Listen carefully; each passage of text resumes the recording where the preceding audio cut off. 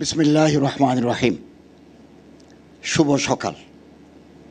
আজকের এই মৈত্রী সম্মেলনের সম্মানিত সভাপতি, ধর্মগুরু, প্রধান অতিথি, গণপ্রজাতন্ত্রী বাংলাদেশ সরকারের মাননীয় প্রধান উপদেষ্টা প্রফেসর ডক্টর মোহাম্মদ ইউনূস, পার্বত্য চট্টগ্রাম বিষয়ক উপদেষ্টা মিস্টার শুভদীপ চাকমা, তিন বাহিনী প্রধানগণ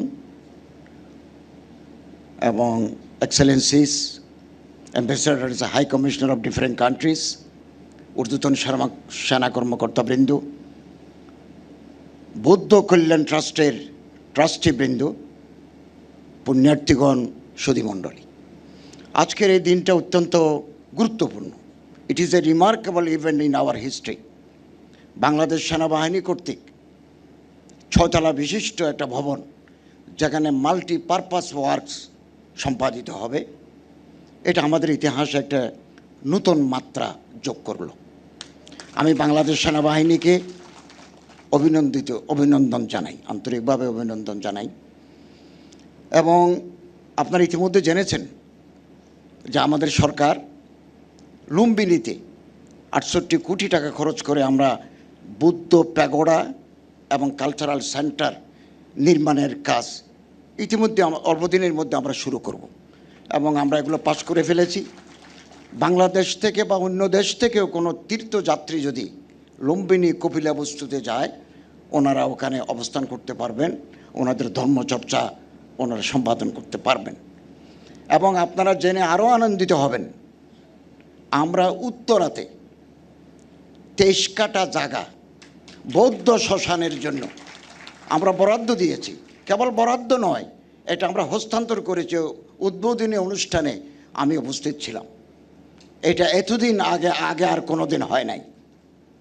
এবং সাম্প্রদায়িক সম্প্রীতি, সৌহার্দ্য রক্ষার জন্য আমরা দায়িত্ব নেওয়ার পর থেকে আন্তরিকভাবে আমরা কাজ করে যাচ্ছি।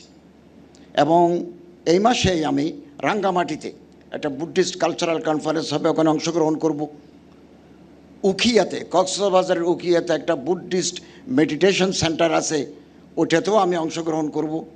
এবং আমার মন্ত্রণালয়ের অধীন বুদ্ধিস্ট কল্যাণ ট্রাস্ট কাজ করে যাচ্ছে, বৌদ্ধদের ধর্মীয় অধিকারগুলো বাস্তবায়নে কাজ করে যাচ্ছে। দুস্থ মানুষের পাশে আমরা দাঁড়াচ্ছি, আমি তাদেরকে অভিনন্দন জানাই।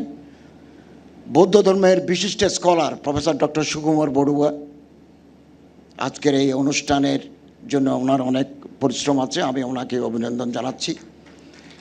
এবং আমাদের মনে রাখতে হবে, অন্যের ধন, অন্যের সুখ, অন্যের অধিকার কেড়ে নিয়ে আরেকজন সুখী হতে পারে না। যিনি আগ্রাসী, যিনি পরের সুখ, পরের ধন, পরের অধিকার কেড়ে নেয়, তিনি সারাটি জীবন অন্তরের দহন জ্বালায় পুড়ে নিঃশেষিত হয়ে যাবেন। আমাদের মনে রাখতে হবে, ছোট মনের মানুষ দিয়ে পৃথিবীতে কোনো দিন বড় কাজ হয় না।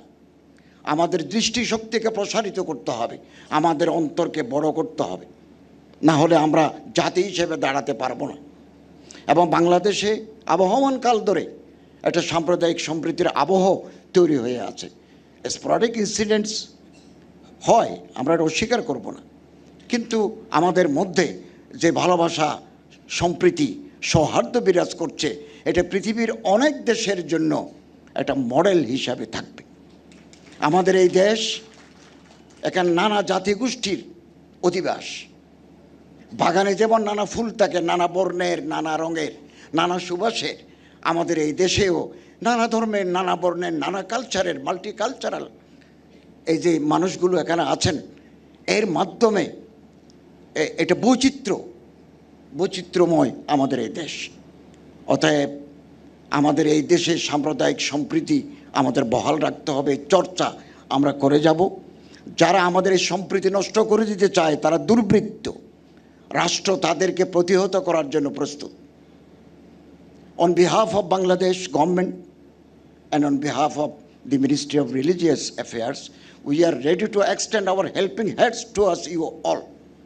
Similarly, I solicit your kind support and cooperation in our concerted efforts in to maintain communal harmony and fraternity.